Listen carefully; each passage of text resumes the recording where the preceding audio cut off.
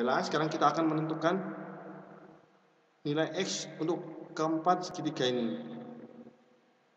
Ini 80 tambah 40, 120, 120, maka di sini X-nya adalah 60 derajat. Ini 2, 3, X, 5X. 5X ditambah 30 sama dengan 180 derajat.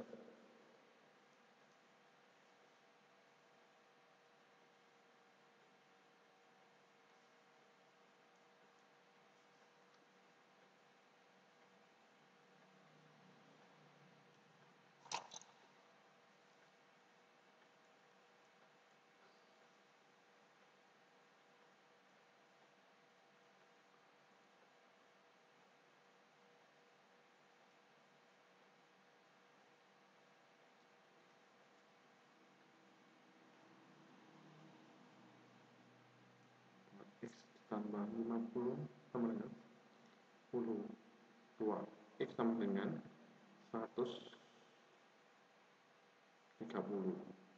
X sama dengan 65.